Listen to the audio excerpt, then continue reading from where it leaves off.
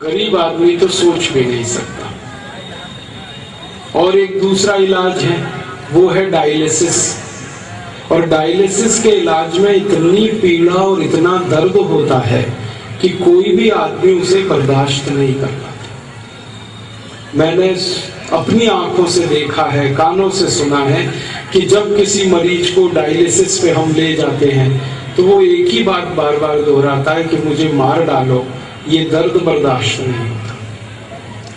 क्योंकि डायलिसिस की क्रिया में क्या होता है कि सारे शरीर का खून निकाला जाता है और उसे साफ करके मशीन के माध्यम से वापस शरीर में डाला जाता है। तो शरीर से खून को निचोड़ना और वापस उस शरीर को डालना, ये बहुत ही पीड़ादायक काम है। और इसलिए ज्यादा मरीज डायलिसिस को बर्दाश्त नहीं कर पाते और वो दर्द से ही मर जाते हैं। अब गुर्दे खराब हो जाएं, ऐसी हजारों दवाएं हम खा रहे हैं और लाखों लोग इस बीमारी से परेशान हैं। आपको मैं एक जानकारी दूं कि जो एनाल्जेसिक दवाएं हम खाते हैं, एस्पिरिन, डिस्पिरिन जैसी, ये दवाएं दुनिया के कई देशों में 20 साल पहले बंद हो चुकी हैं। अमेरिका में, कनाडा में, जर्मनी में, फ्रांस में, स्वीडन में, स्विट्जरलैंड में, डेनमार्क में, नॉर्वे में, ब्रिटेन में, बेल्जियम में, ऐसे दुनिया के सैकड़ों देशों में जो दवाएं 50 साल पहले, जो दवाएं 20 साल पहले बंद हो गई, वो हमारे यहाँ अभी भी बिक रही हैं और हमें खिलाई जा रही है। एस्पिरिन ऐसी ही दवा है, डिस्पिरिन ऐसी ही दवा है, नोवाल्जिन ऐसी ही दवा है, एनाल्जिन ऐसी ही दवा है, सेरिडोन ऐसी ही दवा है, एस्प्रो ऐसी ही दवा है, बुकाल्जिन ऐसी ही दवा है। ये सब दवाएं दुनिया के कई देशों में 20 साल पहले बंद हो गई, कई देशों में 50 साल पहले बंद हो गई। और इनके बंद करने का कारण एकमात्र कि ये गुर्दों को खराब करती है, किडनी को डैमेज करती है। इसलिए कई देशों ने इन पर पाबंदी लगाई है, लेकिन भारत में ये दवाएं सबसे ज्यादा बिक रही हैं और हम इन्हीं दवाओं के कारण और ज्यादा तकलीफ पा रहे हैं।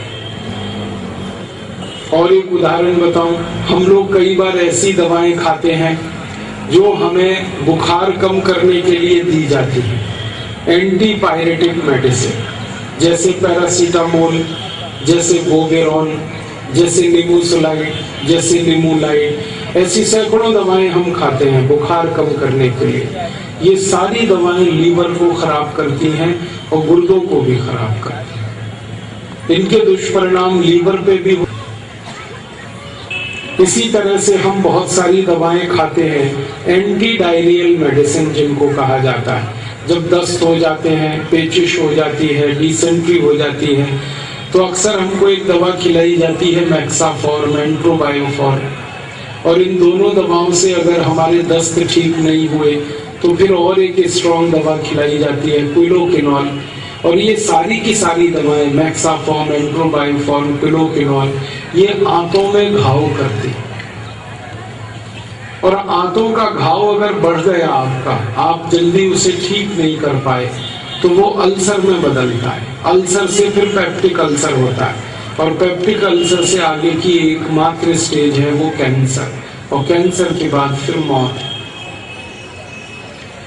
हमारे भारत के बहुत सारे लोग नहीं जानते कि जिनको आंतों का कैंसर होता है, जिनको पेट का कैंसर होता है, ऐसे 99% मरीज वो हैं जो एंटीपायरेटिक मेडिसिन खा के मर रहे हैं, एंटी डायरियल मेडिसिन खा के कैंसर से मर रहे हैं। बहुत खतरनाक है। ऐसे ही कुछ दवाएं हैं जिनको हम एंटीहिस्टामिन्स कहते हैं, कार्डियोवैस्कुलर मेडिसिन कहते हैं। हृदय के रोगों के लिए जो दवाएं दी जाती हैं, कार्डियोवैस्कुलर मेडिसिन, ये सभी दुष्परिणाम करती हैं खून पर। आपके हृदय रोग को नियंत्रित करने के लिए जो दवाएं खिलाई जाती हैं वो खून को पतला करती हैं। और खून जब जरूरत से ज्यादा पतला हो जाता है तो थोड़ी सी भी चोट आपको लगेगी तो इतना खून निकलेगा आपके शरीर से कि आपकी खून निकलने से मौत हो सकती है। हर साल भारत में लाखों लोग मर जाते हैं। अक्सर आपने अखबारों में और टेलीविजन पर एक खबर ये सुनी होगी कि एक्सीडेंट हुआ और मरीज को अस्पताल ले जाते उसका शरीर छूट गया, माने मर गया। अस्पताल ले जाते कोई कैसे मरता है? वो ऐसे मरता है कि उसको इतना खून निकल चुका होता है कि अस्पताल पहुंचते समय वो मरा हुआ होता है। अब इतना खून कैसे निकल गया किसी का? वो ऐसे निकल गया कि उस व्यक्ति का खून बहुत पतला हुआ, एक्सीडेंट हुई, उसमें खून निकला, पतला है ज्यादा खून, तो वो जमता नहीं है और वो निकलता ही रहता है और इसमें मौत होती है। आप जानते हैं खून को ज्यादा पतला होना बहुत खतरनाक है और वो इतना खतरनाक है कि जरा सी देर में मौत हो जाए। हमारे देश में कार्डियोवैस्कुलर मेडिसिन ऐसी ही है जो खून को पतला करके लोगों को मार डालती है। हर साल भारत में 1.5 लाख रोड एक्सीडेंट होते हैं और हर साल करीब 3.5 से 4 लाख लोग मरते हैं और ज्यादातर जो लोग मरते हैं वो खून के पतला होने के कारण मरते हैं। आपको एक बात मालूम है, ईश्वर ने, परमपिता परमात्मा ने हमारे शरीर में एक ऐसी व्यवस्था बनाई है कि जिसमें खून निकलना अगर शुरू हो तो वो तुरंत अपने आप रुकता है। हमारे खून का बाहर की ऑक्सीजन के साथ, हवा के साथ जैसे ही संपर्क आता है, ब्लड का अपने आप क्लॉटिंग शुरू होता है, खून रुक जाता है। लेकिन जिनका खून जरूरत से ज्यादा पतला हो जाता है उनको क्लॉटिंग नहीं हो पाती और वो खून निकलने से मर जाते हैं। और उन बेचारे लोगों को ये नहीं पता होता कि इसका कारण वो दवाएं हैं जो वो खा रहे थे कार्डियोवैस्कुलर मेडिसिन पे। ऐसी हम 84,000 दवाएं खाते हैं जिनको दुनिया में कोई नहीं खाता। जो दवाएं अमेरिका में बंद हैं, कनाडा, जर्मनी आदि देशों में, वो हमें खिलाई जाए और इनके कारण और ज्यादा हम गंभीर रूप से बीमार हो रहे हैं। कई ऐसी दवाएं हैं अंग्रेजी एलोपैथी की जो आपको अल्सर करती हैं, एसिडिटी करती हैं, हाइपर एसिडिटी करती हैं और आप पेट की जलन से परेशान रहते हैं। बहुत सारी दवाएं हैं जो आपको गले में जलन करती हैं, शरीर में पानी की कमी हो जाती है, आपके होंठ सूख जाते हैं, आपके शरीर की नमी खत्म हो जाती है, ड्राइनेस आ जाती है। ऐसी बहुत दवाएं हैं। इन सब दवाओं के दुष्परिणाम होते हैं और दुर्भाग्य हम सबका ये है कि डॉक्टर्स को ये सब मालूम होता है लेकिन वो हमें बताते हैं। उनका ये लालच रहता है कि अगर आपको ये सारे दुष्परिणाम पता चल गए तो आप वो दवा ही नहीं खाओगे, तो उनका अपना बिजनेस है, वो परेशानी में आ जाए।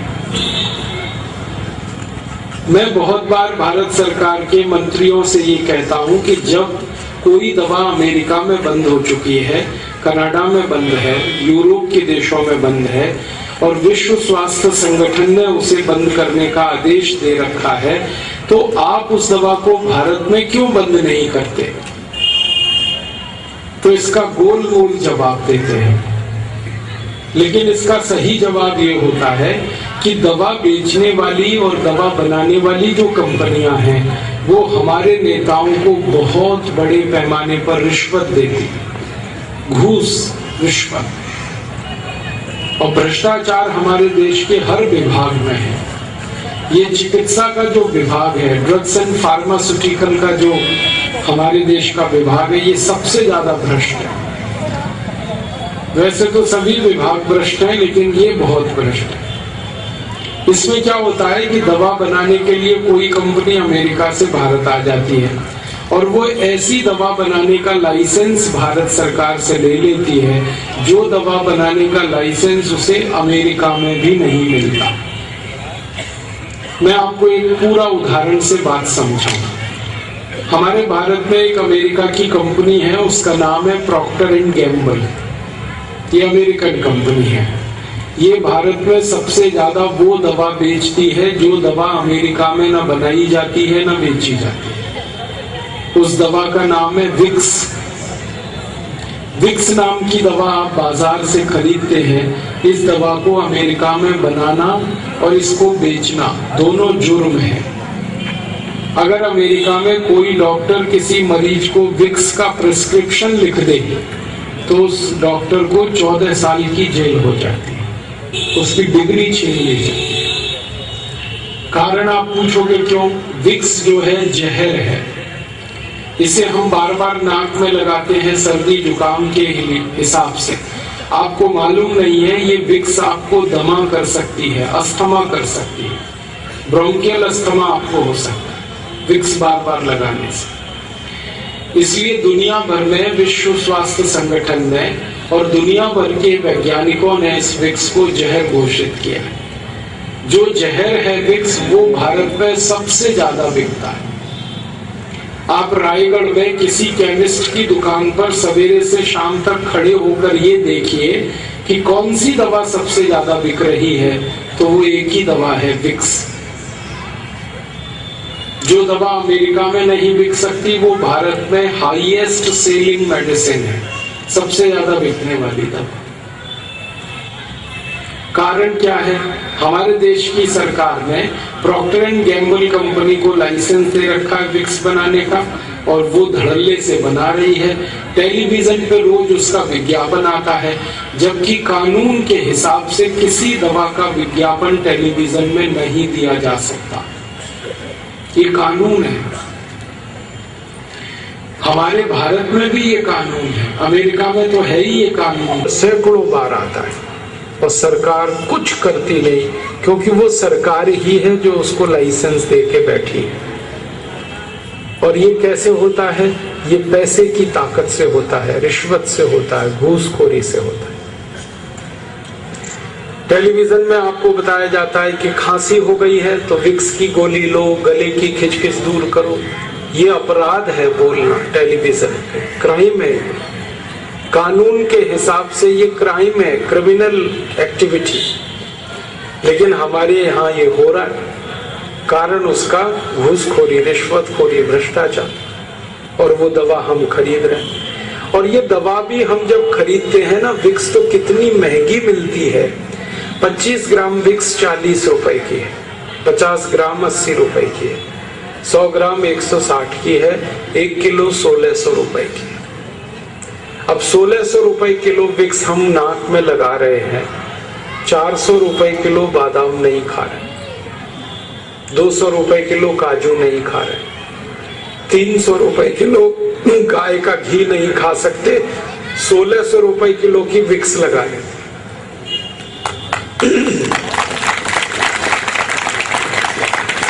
आपको मालूम है ये विक्स बनती किससे है? ये बनती है पेट्रोलियम जेली से।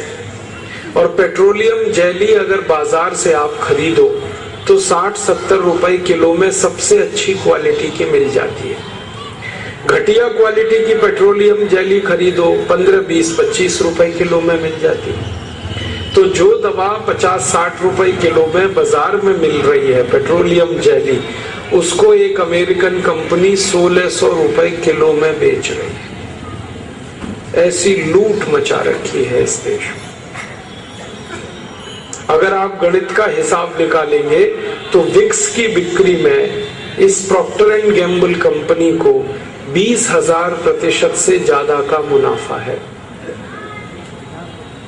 और ये मुनाफा आपकी जेब से लूटा जा रहा है। और सरकार इस घोटाले में शामिल है। सरकार ने लाइसेंस दे रखा है, आंखें बंद कर रखी हैं, कंपनी लूट रही है पूरे देश को। और दवा ऐसी बेची जा रही है जो कहीं नहीं बिकती पूरी दुनिया। हम सब लोग विदेश प्रवास पे जाते रहते हैं और कई बार वहां के डॉक्टर्स और चिकित्सा विशेषज्ञों से बातें करते हैं, तो वो हैरानी से हमसे ये पूछते हैं कि भारत में ये कैसे संभव होता है कि एक पॉइजन मेडिसिन को बेचा जाता है, एक जहर दवा को बेचा जा सकता है भारत। ये हमारे यहाँ होता है। और एक उदाहरण देता हूँ, एक विदेशी कंपनी हमारे यहाँ एक दवा बनाती है और बेचती है, उसका नाम है आयोडेक्स। आपने इसका विज्ञापन सुना होगा, आयोडेक्स मलिए काम पे चलिए। ये आयोडेक्स नाम की दवा हर चोट और मोच के लिए आपको कहा जाता है कि आप इस्तेमाल करो। दुनिया में कोई देश नहीं है जो इसका इस्तेमाल करता है आयोडेक्स का।